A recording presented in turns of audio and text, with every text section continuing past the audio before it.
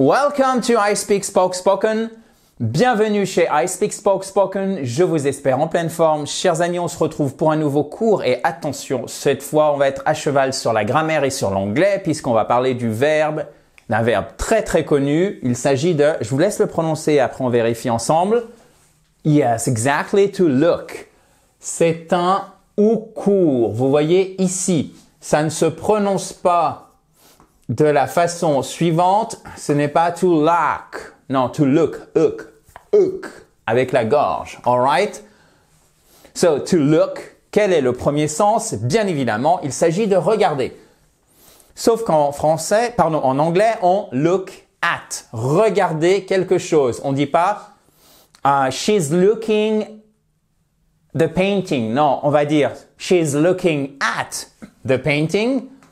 Donc, elle est en train de regarder la peinture ou alors every day she looks at the painting. Ici, je vous ai mis par exemple every day un présent simple. Et attention, every day, ça s'écrit en deux mots puisque lorsque c'est en un seul mot, c'est aussi possible en anglais. C'est un adjectif, par exemple, everyday routine. La routine quotidienne. Donc, souvenez-vous de ceci, to look at. Première chose extrêmement importante, je vous mets un magnifique petit cœur, voilà, hop, parce qu'il faut absolument le retenir. Donc, notez-le dans votre cahier d'apprentissage. Donc, to look, ça s'emploie aussi quand on parle d'apparence, de ressemblance, d'accord? On va voir plus tard la ressemblance. He looks, for example, tired. Oh my God, you look tired. Et voyez, vous n'avez même pas besoin de dire you are looking tired. Le fait de sembler, de paraître, c'est déjà être, donc c'est déjà quelque chose qui est en train de se passer, d'accord? Par exemple, si je vous dis mon nom est Adrien, my name is Adrian, on n'a pas besoin de dire my name is being Adrian. Parce que si je m'appelle Adrien, c'est déjà en train de se passer, donc on va employer une forme simple. Pas besoin de dire he's looking tired, non, simplement he looks tired.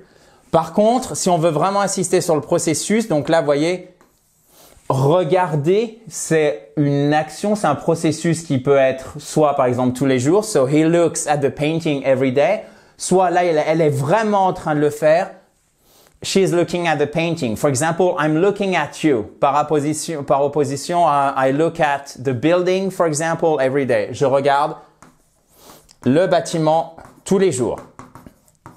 Ça paraît vraiment subtil, un peu anodin, mais ça fait une énorme différence, la différence entre cette forme simple et cette forme continue. En anglais, et building, on ne prononce pas le i, c'est pour ça que je vous disais qu'on est à cheval entre le vocabulaire et la grammaire. So, maintenant, rechercher. Et c'est un verbe très très courant, à la fois au sens figuré et au sens propre. I'm looking for a new job. Je recherche un nouveau travail. Attention, c'est for. C'est pas at, mais il y a toujours une préposition pour introduire le complément, alors qu'en français, c'est direct. Rechercher, chercher quelque chose, ok? Et si vous cherchez, par exemple, des yeux, ça sera aussi to look for. I'm looking for my keys. What are you doing? I'm looking for the pen. I'm looking for my pen. My pen, c'est mon stylo, okay? So I'm looking for a new job. I'm looking for my keys, for example, okay? Vous avez aussi to look forward to. Et si vous avez un verbe, vous mettez ing, par exemple. I'm looking forward to meeting you, okay? To meeting you. C'est une des rares fois en anglais où après to, on aura ing, d'accord? I'm looking forward to meeting you. C'est littéralement, je suis enthousiaste à l'idée de vous rencontrer. Je me réjouis de vous rencontrer. Autre exemple, we look forward to your visit. Nous attendons votre visite avec impatience. Pourquoi? Parce que to be looking forward to, parfois, ça sera traduit comme être impatient de. Et si vous voulez renforcer l'attente, l'enthousiasme, même, je dirais, l'excitation, j'en perds mes mots justement, vous pouvez mettre une forme continue pour insister. We are looking forward to your visit. C'est presque comme si vous rajoutez un adverbe d'intensité qui pourrait être vraiment ou très. on est très enthousiaste, on attend vraiment votre visite avec impatience. We are looking forward to your visit, ok? Et c'est visit. Accent tonique, vous voyez ici l'apostrophe qui signale l'accent tonique sur la première syllabe. C'est pas visit, c'est pas visit, mais c'est visit, justement. Alright? Alors, si vous le voulez, chers amis, justement, vous pouvez tout télécharger, tout ce que vous voyez à l'écran, vous pouvez faire le quiz d'application en cliquant sur le i en haut à droite ou sur le lien qui est juste en dessous dans la description si vous êtes sur mobile ou sur tablette. So, continuons. On va voir les phrasal verbs. Qu'est-ce qu'un phrasal verb? C'est un verbe de base, par exemple to look, auquel on va attacher une particule, par exemple into, et ça va changer le sens de base du verbe. Donc là, par exemple, si vous mettez to look after someone, ça veut dire, on ne dit pas regarder quelqu'un, mais ça va devenir prendre soin de quelqu'un. She looks after her younger brother. Younger, yeah. Elle prend soin de son petit frère. She looks after her younger brother. Elle prend soin de son petit frère. Autre exemple avec un sens très très précis. To look up, c'est littéralement, et c'est pour ça que c'est très précis, chercher dans le dictionnaire ou alors sur Internet. If you don't know a word in English, okay, if you don't know the pronunciation of a word in English, look it up, okay? If you don't know the word, look it up. Cherche-le. Sous-entendu, dans un dictionnaire ou en ligne. So, if you don't know the word, look it up. If you don't know the word, look it up. Si tu ne connais pas le mot, cherche-le. Okay? So, to look after, to look into, et permettez-moi de... il y en a un que j'ai oublié, mais je vais vous rajouter justement. To look into, qui est important parce qu'on peut pas tous les mettre, c'est enquêter, examiner, d'accord? Examiner même au sens de ausculter presque. Ça veut dire, ok, je vais faire l'effort de vraiment regarder, ok? So, the police are, parce que c'est les forces de police. Quand on parle de la police en anglais, en fait, on parle des forces de police. The police are looking into the case, et pas the case. Non, the case, ace. C'est un « et » ici. C'est une diphtongue, c'est un son double et fort, un peu comme le « a » de oseille. The police are looking into the case. Enquête sur l'affaire. Vous avez une autre forme de to look en phrasal verbs qui est to look out for. Faire attention à. Par exemple, au panneau. Mais c'est vraiment la prêter attention à. Look out for the signs. Attention, quand vous dites faire attention à au sens de prendre soin de, c'est to look after. OK? So, look out for the signs. Look out for the signs, c'est faire attention au panneau. Maintenant, vous en avez un autre et je vais vous le rajouter ici. Je vous l'avais promis, c'est to look like someone. Et là, c'est le contraire, vous voyez, c'est ressembler à quelqu'un. Non, c'est pas le contraire, pardon, c'est comme en français, on a une construction avec le complément où on a besoin d'une préposition. Ressembler à quelqu'un. To look, c'est votre ressembler ici. Et à, ça sera like. En fait, c'est être, c'est littéralement avoir la même apparence ou avoir l'apparence comme quelqu'un. To look like someone. Par exemple, she looks like you. Elle te ressemble. I look like you. Je te ressemble. Et vous voyez, vous n'avez pas besoin de mettre la forme continue parce que ressembler, devenir, paraître, ce sont des verbes d'état, d'accord?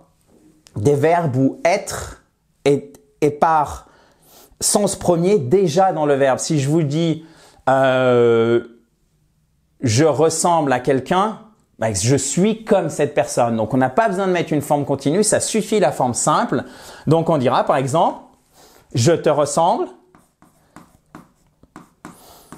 I look like you. Si vous dites I'm looking like you, c'est too much. On sent qu'il y a un souci, mais on vous comprendra bien, d'accord? Donc, to look like someone, c'est ressembler à quelqu'un. Par exemple, elle ressemble à son frère, à sa sœur, etc. elle te ressemble. She looks like you. On n'oublie jamais le S de la troisième personne du singulier.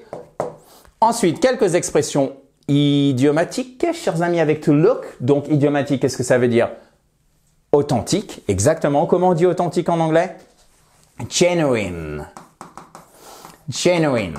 Exactly. So, look the other way. To look the other way, ça veut dire faire semblant qu'il ne se passe rien. Ignorer volontairement. Sometimes it is just easier to look the other way. Parfois, il est juste facile, il est plus facile de simplement ignorer les choses, ignorer volontairement.